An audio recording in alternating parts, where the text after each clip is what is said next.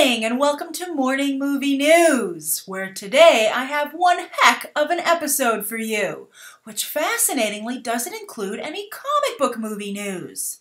Now I know some of you will be very excited to hear that, but some of you simply won't believe me that these stories could be on par with a good comic book movie news story. But I'm asking you to trust me. Watch this episode all the way through and then let me know if you think I was right to raise your expectations. But I think kudos are also due to Hollywood for being able to generate 3 movie news stories that are on par with a comic book movie news story. Because let's face it, I love comic book movies, you love comic book movies, but if we don't want this bubble to burst, Hollywood has got to diversify the menu, which I think they're doing, as you'll see today.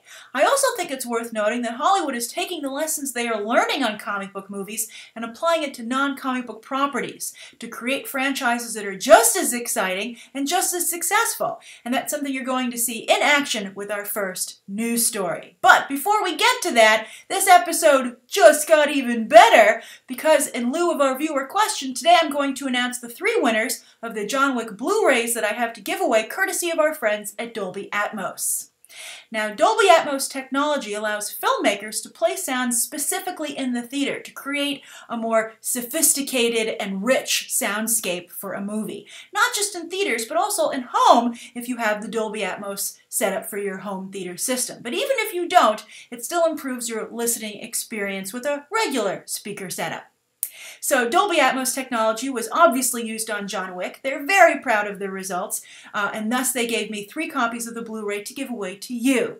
And I asked you to send me or tweet me your one-sentence reviews of the film, and I've picked the top 3 to get those John Wick Blu-rays. Now, 3rd place goes to BTT viewer Chris Sanchez, and Chris says, #John Wick lands more headshots in 2 hours than I've had in hundreds of hours playing Halo. The man is a legend. Fantastic, love it. 2nd place goes to BTT viewer Randhir Sundarsing. And Randhir says, guns, cars, suits, and hair. Wick's world is 50 Shades of Black. Love it. Extra points, Randhir, for being timely. Of course, 50 Shades of Grey hits theaters this Friday. It's tracking to be huge at the box office. We'll see if it actually delivers or if it exceeds expectations. Look for Movie Math a week from today for that coverage. Now, those are 2 really clever and inventive one-sentence reviews for John Wick, right? What could top them? What could be first place? Well, BTT viewer Marvin Campos went for Heart. And he says, such a fun time at the movies, even my mom liked it. I love it, Marvin. I loved you watched John Wick with your mom. I love that she had a good time, and I hope you enjoy the Blu-ray together as well. So congratulations to the 3 of you. Check your Twitter accounts for a direct message from me on how to get your free Blu-rays from Dolby Atmos. And also thank you everyone who entered. It was so fun to read all your one-sentence reviews for the film, and I hope you'll keep an eye out for the next opportunity from our friends at Dolby Atmos. All right, so let's move into the 3 news stories of the day. I promised you doozies, and I believe I'm going to deliver. Now, the first one I said is an example of utilizing comic book movie business tactics in a non-comic book property, and that's, of course, the Hunger Games. Now, a lot of people thought, hey, it's going to be done with the 4th film, but that, of course, as we've been discussing for a little bit now, is not the case, and it has been confirmed now by the Lionsgate CEO. And this was all done on Friday, when basically Lionsgate began a huge push for the film. Now, it doesn't come out until November, but still, they made a lot of big announcements on Friday, and they're really trying to get this Mockingjay Part 2 in the headlines, to just make sure it's part of the conversation.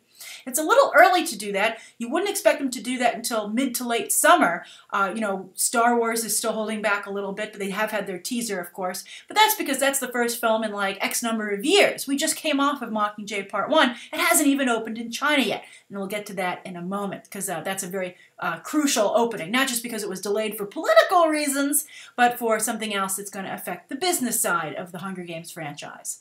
But first things first, it was announced that they're not only aggressively for reals pursuing sequels and spin-offs for the Hunger Games films, Mockingjay Part 2 will not be the final entry in the franchise, but also that they're continuing to pursue the theme park opportunities, and that the exhibition is happening. It was officially announced, that part of their plan, their campaign plan for Mockingjay Part 2, that the exhibition will start July 1st in New York City in Times Square at the Discovery Center. They have a lot of film-based exhibits there, and it will run there again for 6 months before going on the road, all over the U.S., etc. So very exciting, and they really want to, continue to build the brand. Now, that's that news about China. Well, it's going to open in China. Finally got approval to open there. We don't know if it's been edited down at all, but we do know that it's been converted to 3D. And people at Lionsgate saw the 3D conversion and they liked it a lot. So they're going to release the final film in this batch, Mockingjay Part 2, in IMAX 3D. Now this is a very big game changer. We'll see how fans respond to it and how it is received creatively. We'll see if it's going to, it's already been shot, so this has to be a 3D conversion. And Hunger Games, very well-made movies, by the way. I really am impressed with them. Francis Lawrence, not the first one, of course, but Francis Lawrence is just a fantastic director, and I love the, very sophisticated choices that he makes. I love what he's done with the franchise. But at the same time, it's not a kind of movie where you're like, I wish that was popping out at me. But the second entry is supposed to be very action-heavy. Katniss, of course, is an archer, so if they can, add some 3D to that. But at the end of the day, also, it wasn't shot in 3D, so they weren't allowing for those kind of shots. Often when you're making a 3D movie, you go for the real, money shots. Katniss shoots directly at the screen. But of course, they didn't know they were going to do that, so that's not the case. So we'll see. But, I said this was a game changer from a business side, and I believe that's why the decision was made to do this at all. And that's because, as I've often said, IMAX and 3D are box office steroids. When you put them together, you've got the most roided up situation of the bunch. And I think that Lionsgate really wants to create a juggernaut here, especially because they want to continue the franchise. So I think they want this entry to join the $1 billion club, something that the Hunger Games movies just have not been able to do. Even though 2 years in a row they've topped Marvel at the box office domestically for the highest grossing film. That's very impressive. Yet Marvel gets all the, the reputation for being a juggernaut because they have the bigger grosses worldwide. And while I think Lionsgate has done a better job with their worldwide marketing campaign and has seen those numbers increase somewhat, they still haven't been able to get into the $1 billion club. And in today's, Hollywood environment, for a franchise to be considered one of the top contenders, it needs to have that $1 billion entry. That's why they weren't happy with Man of Steel over at Warner Brothers, because it wasn't able to get in there. And also, that's why they're so happy over with the Bond movies, because Skyfall was. It's just something that, movies are kind of now supposed to do if they're that big a deal.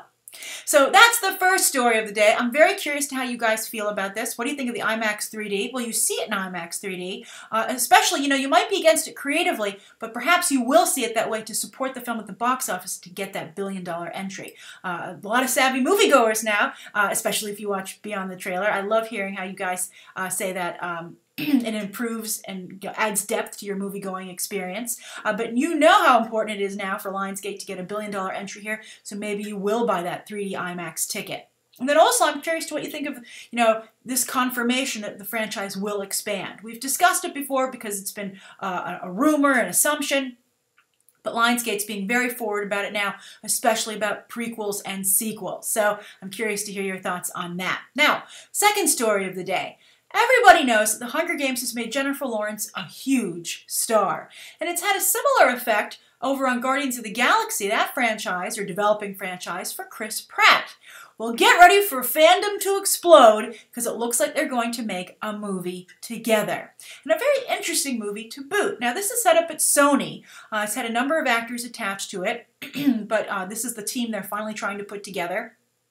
And it's going to be directed now by, I want to make sure I get his name right, Morton Tildum, the director of The Imitation Game.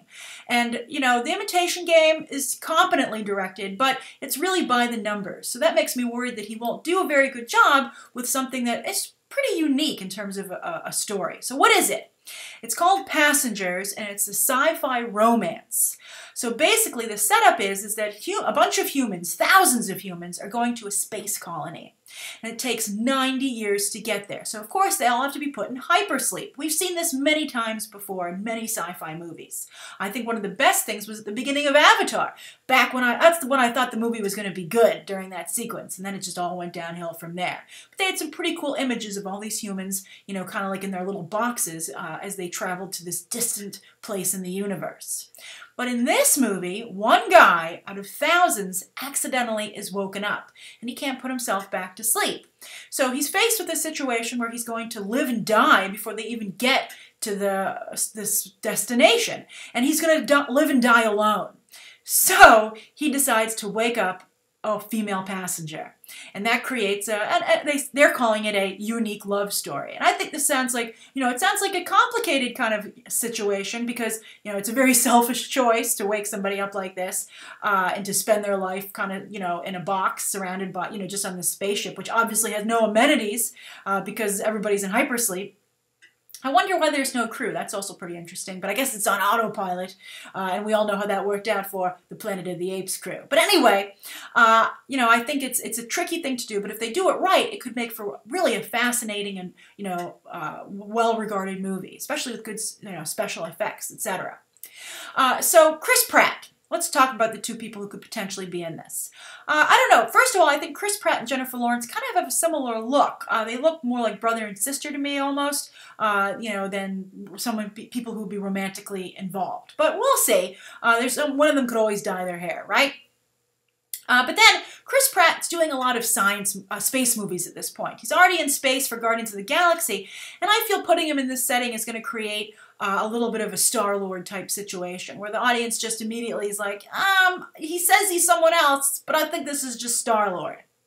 Now, while I'm not so keen on the Chris Pratt casting here, I really like the Jennifer Lawrence casting. I think that her you know, trademark frankness, not just as an actress, but as an individual. I think I've said before that I think it keeps her from playing really vulnerable roles, but I think here it could be used really well in this kind of romantic story, especially because I suspect she'd be pretty upset when she's first initially woken up.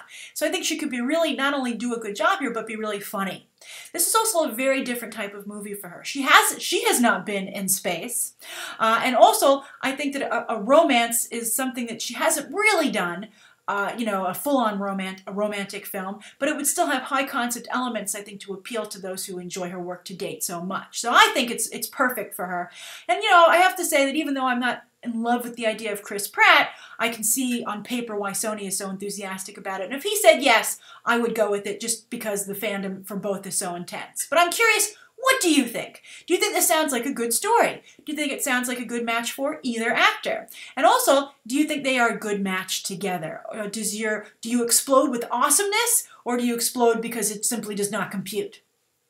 All right, so the third story of the day. Well, some of you have obviously seen the picture, but this is discussion has heated up for a Spaceballs sequel. That, of course, is one of Mel Brooks' most famous comedic movies, in the vein of like Blazing Saddles, etc., where he makes fun of a certain genre. And of course, back then he made fun of Star Wars. And he's always wanted to make a sequel, but now, of course, with the Star Wars franchise roaring back to life, he's really aggressively pursuing it. And he has said, you know, at the end of last week, that it's going to happen. He's determined and he has interest. Now, he said he only wants it to happen if Rick Moranis can return, but I think that would be fantastic. Rick Moranis sure as heck isn't doing anything, and I think the nostalgia factor would be strong with that one.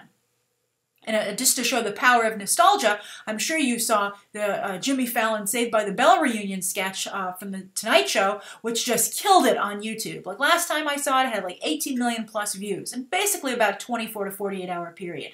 That's stunning, and really shows, by the way, on a side note, how the late night talk shows have kind of evolved into a sketch war to who can not get the most ratings when they air, or even on DVR ratings, after the fact, but who can get the most attention via social media and online with these short videos they can break out into videos on YouTube, etc. So I think Jimmy Fallon just pulled out ahead big time, like on the level of Ellen DeGeneres' selfie at the Oscars. I mean, that was just amazing.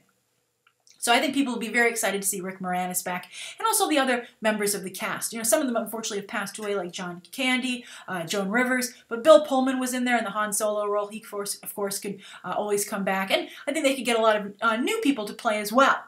But what really makes me excited about this isn't just a Spaceballs 2, but the title that Mel Brooks wants to use.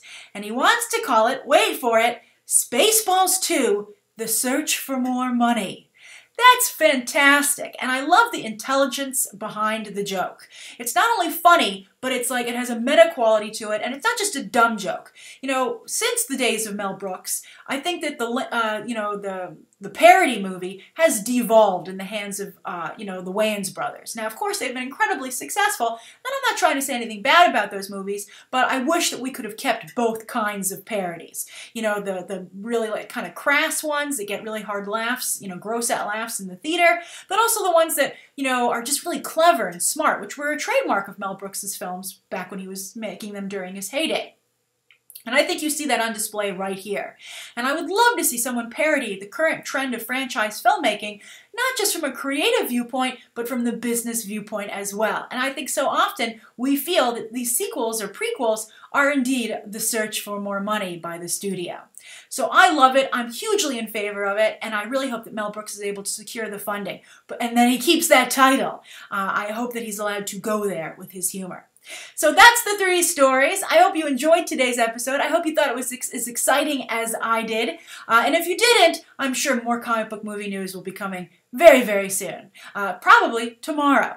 All right, thank you so much for tuning in. Please write down below what you thought of today's top 3 stories, and also anything you'd like to see covered tomorrow and any questions that you might have.